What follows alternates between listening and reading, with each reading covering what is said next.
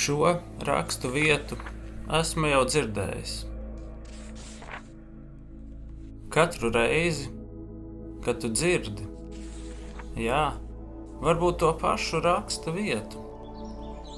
Tā nav mainījusies, bet mainījies esi tu. Un tādēļ šie vārdi izskan un strādā pilnīgi citādāk tavā sirdī. Nevis tādēļ, ka rakstu vieta būtu mainījusies, bet tādēļ, ka mainījies esi tu. Tas tevī izskan citādāk kā pagājušreiz. Tāpat kā tukša glāze, kad tai uzsit, skan citādāk kā pa pusei pilna glāze ar ūdeni. Lai arī sitiens pa abām glāzēm ir vienāds. Skaņa atkarīga no glāzes.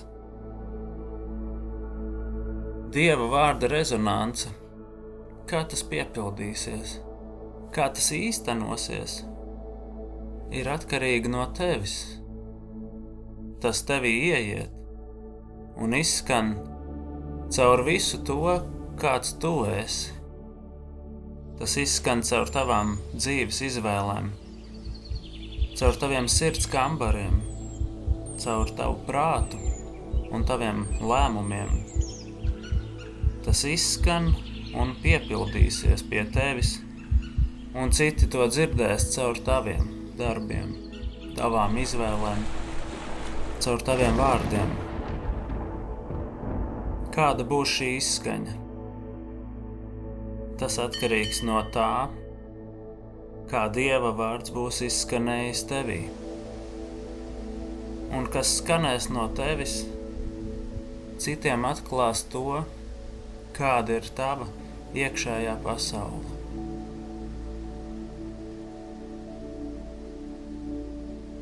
Sēkla krita augsnē, bet no zemes bija atkarīgs, kādi tai būs augļi. Sēkla laikiem cauri, tāpat, vakar, šodien un rīt, un mūžīgi. Mainās tikai zeme.